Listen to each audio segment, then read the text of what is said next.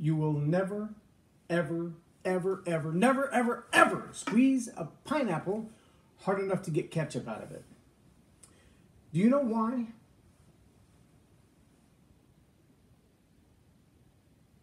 Because it's not in there. There is no ketchup inside a pineapple, so no matter how hard you squeeze it, it's not coming out.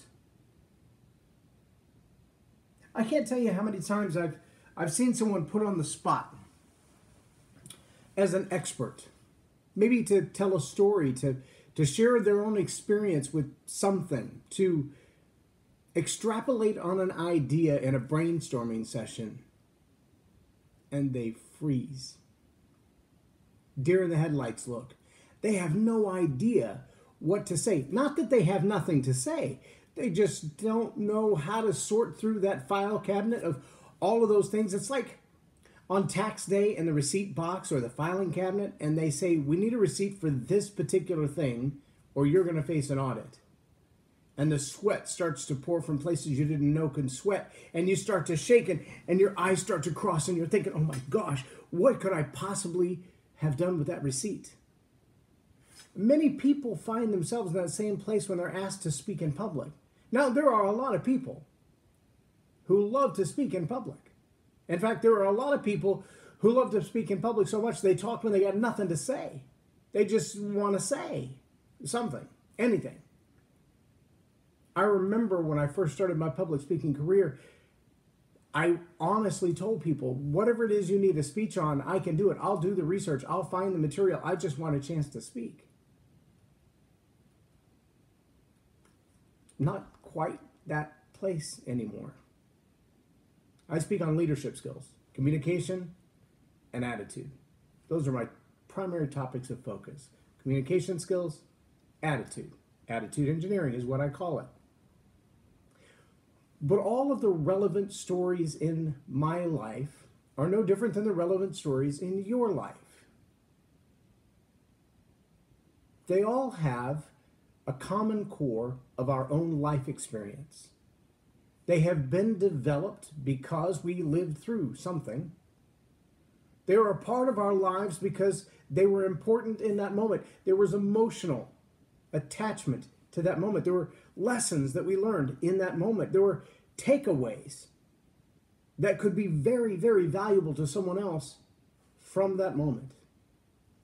But if we've lost the ability to archive those incidences, to wrap them up in a way that we could extract them, like the data mining machines. I don't know if you've seen the new robots. It used to be that for a network to contain all the data necessary, people would literally have to go and remove a full hard drive and put another one back in its place. Now there are robots that do that. They know which ones are full, and they just extract them and move them and put another one in their place. And your memory banks should be well organized enough that the stories, the incidences, the events in your life can be extracted and applied one at a time based on the question that's in front of you, based on the season, the age, the maturity, the knowledge level, the experience level of the audience in front of you, the particular question that you've been asked, the reason that you, of all people, were approached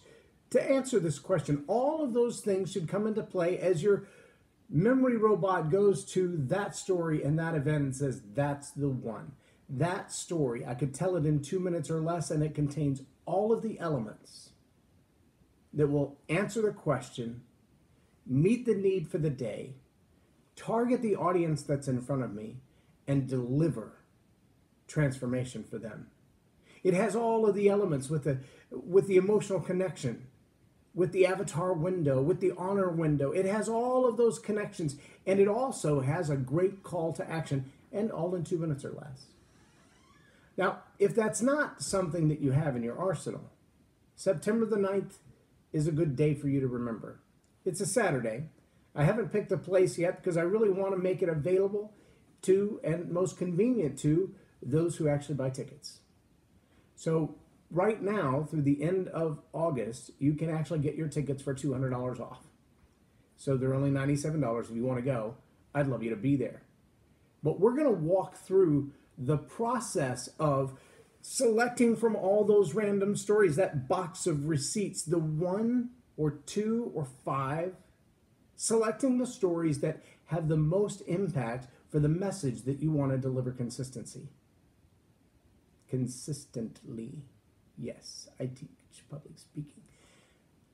The idea that you have 200 stories is incredible, but not all of them are relevant every time. In fact, when you tend to go into all of those stories or you try to put them on a timeline, they become very, well, boring, monotonous, soap opera-ish.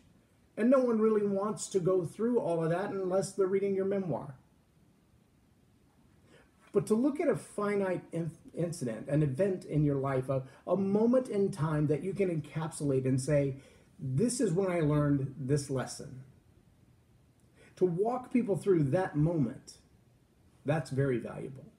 And when you can take those moments, even if they're non-linear in their event happening, and put them in a sequence within a presentation, it doesn't matter if it's 5 minutes or 25 minutes or 95 minutes, flowing from one event to another, from one incident to another, is not the same as an outline. And when you learn this process, you'll be a lot less likely to forget your lines. A lot less likely to forget the main points. Because if you have an outline, there's no point in having a 2 if you ain't got a 1. There's no point in having a 1B if you ain't got a 1A, or even a 1A if you ain't got a 1B. Yeah, my English teacher in high school, I remember that. But many people write a full outline. And then they want to present from that full outline. And then they get to the front of the room and they're told, you don't have 40 minutes, you have 20. You don't have 20 minutes, you have 8. And now you're looking at your outline in your mind and you're going, what part do I leave off? Because point number 1 is really good, but it's intended to lead into point number 2. I go from the introduction to 1 to 2 to 3, and then I get to 4, and then I close. But my close depends on 4. And so if I take out 3, 4 makes no sense. And if I take out 2, 3 makes no sense. And if I take out 1, well, I don't even have a speech. Beginning to see the crisis we have here. When we have the ability, though, to, like that robotic arm, go, no, that story fits just perfectly. And this one will go right behind it. And wow, look at that, 8 minutes. And here's the other thing. When they're your stories, when they're incidences and events from your life, it's really hard to forget your lines. Because no one knows them like you. But see, we'll teach all of that process. We'll actually invite people to come to the front of the room and tell their own story in 2 minutes or less, to figure out what story really resonates with your heart. What is it that you want to say to people? What is it that burns a hole in you to get out, to change the world? And then we'll take that same story and we'll recraft it. So we'll talk about story selection.